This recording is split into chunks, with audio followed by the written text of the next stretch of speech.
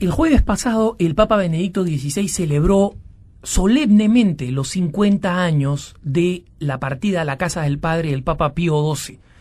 Y pocas cosas me han alegrado tanto recientemente como eso. Sobre todo cuando en el primer día de las congregaciones generales del sínodo, el rabino de Haifa, Israel, que ha sido el primer rabino jamás invitado a un sínodo y que tuvo la ocasión de oro para dirigirse a los padres sinodales y al Santo Padre, desaprovechó su intervención insultando a la Iglesia y pidiendo que el Papa Pío XII no fuera beatificado. En una ocasión enorme, histórica, donde un rabino tiene la capacidad de establecer un hito fundamental en vistas al futuro, lo que hace este rabino es pedirle a la Iglesia, decirle al anfitrión lo que tiene que hacer en su casa, ¿no? Me invitan a una cena histórica y yo les digo, oye, mira, la comida la deberías preparar así, el cuarto deberías ordenarlo de esta manera y además tus hijos son feos. Mira, incluso si lo piensa, un poquito de inteligencia social llevaría a una persona a portarse mejor. Pero ese no es el tema es Pío XII y cómo el Papa Benedicto XVI en su homilía demostró que es un papa del que nosotros los católicos tenemos que estar altamente orgullosos. En primer lugar, porque todas las acusaciones que tratan de involucrarlo con haber sido cómplice de los nazis, ahora la historia es tan contundente, los documentos históricos son tan contundentes, que esta postura alentada por muchos judíos, no por todos, existe un grupo importante de judíos que forman parte de una organización que se llama Path to Peace, o sea, Sendero a la Paz, están de acuerdo con que el Papa Pío XII debería ser proclamado por el Estado de Israel justo entre las naciones, que es el equivalente, digamos, secular judío de lo que significa una canonización, ¿no? Es lo más alto que se puede decir que entre los judíos, que es un justo entre las naciones, ¿no? Pero justamente en ese ámbito es donde entra el tema de lo que muchos otros judíos y autores secularistas proponen, que es básicamente que el Papa Pío XII en realidad pudo haber hecho mucho más y no lo hizo. Ya ha quedado totalmente descartada la versión de que fue un papa nazi, etcétera, ¿no? Ahora lo que queda es que no hizo lo que debió hacer. Claro, es muy fácil juzgar desde el asiento trasero, ¿no?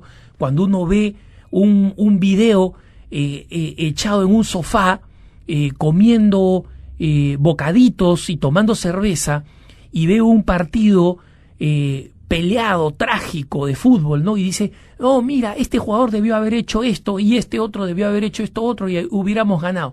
Claro, echado sobre un diván y con la panza llena, cualquiera comenta lo que sucede en momentos trágicos como los que sucedieron durante la Segunda Guerra Mundial y los esfuerzos que hizo el Papa Pío XII, en primer lugar, que más hubiera protegido a los judíos en Italia, evitar la guerra. Él trató a toda costa no solamente de evitar la guerra, sino que trató de que una vez que se veía que el gobierno nazi era una maquinaria de guerra y que el gobierno comunista de Stalin querían una guerra y que era inevitable desde la ideología fundamentalista de ambos, trató de convencer al gobierno de Mussolini, al gobierno italiano, de que no se sumara a la guerra, de que no se sumara al pacto del eje, ¿no? A toda costa. Y no lo logró. Lamentablemente, el Papa tuvo que conformarse con medidas simplemente preventivas. Y él dio la orden para que en más de 150 monasterios y conventos romanos, solo en Roma, se salvaran miles de judíos, alojándolos allí para que los nazis no los pudieran perseguir. Hoy en día, el rabino de Roma dice, bueno, pero él no impidió que al final el tren con judíos fueran deportados a Auschwitz desde Roma.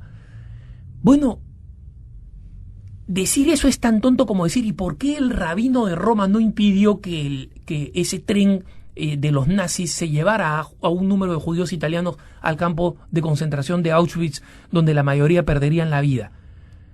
La pregunta es tonta, ¿no? Porque obviamente un rabino no podía. Bueno, ¿qué le hace pensar que el Papa podía?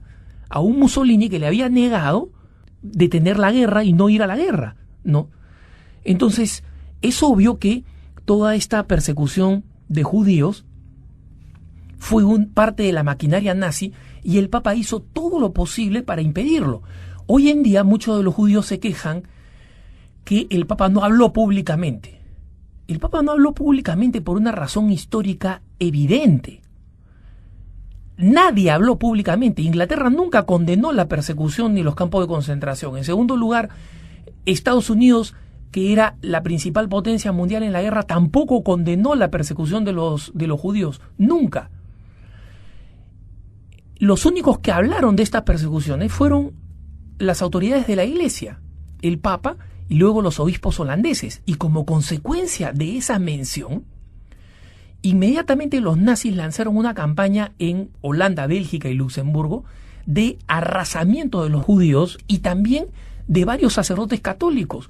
El sacerdote beatificado Titus Brandsma, por ejemplo, es uno del ejemplo de los sacerdotes holandeses que murieron en los campos de concentración.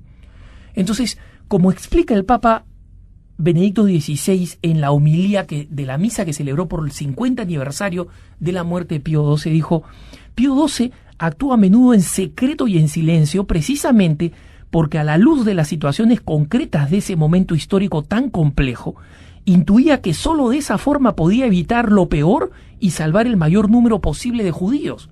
En consecuencia, actuó de la manera más sabia. Decir, bueno, pero tal vez hubiera sido mejor que publicara una condena a los nazis. Una condena de un texto escrito a los nazis hubiera detenido a los nazis. El Papa, todas las Pascuas de la guerra y todas las Navidades, enviaba un mensaje pidiendo el fin de la guerra y la paz, de 1939 a 1945. ¿Alguien le hizo caso? No. La guerra se acabó por la fuerza, no por los llamados del Papa. ¿Qué le hace pensar hoy día a un historiador judío, que el Papa hubiera podido detenerlo? Hubiera sido peor, está claro. Ya hubo un ejemplo, el ejemplo de Holanda. En consecuencia, hoy en día los católicos tenemos que saber que lo único que existe en contra del Papa Pío XII es una leyenda negra. Y el testimonio de que es una leyenda negra es que durante la guerra, el New York Times, el periódico neoyorquino famoso que era editado en ese entonces por un editor judío, elogió al Papa Pío XII. Inmediatamente después de la guerra, personalidades judías importantísimas como el famoso Albert Einstein, nacido en Alemania y huido a los Estados Unidos, elogiaron y bendijeron al Papa Pío XII. La primera ministra que tuvo Israel, Golda Meir, señaló que Pío XII tenía que ser proclamado como justo entre las naciones, es decir, el máximo título que puede dar Israel a una persona, es prácticamente el equivalente a declarar una canonización.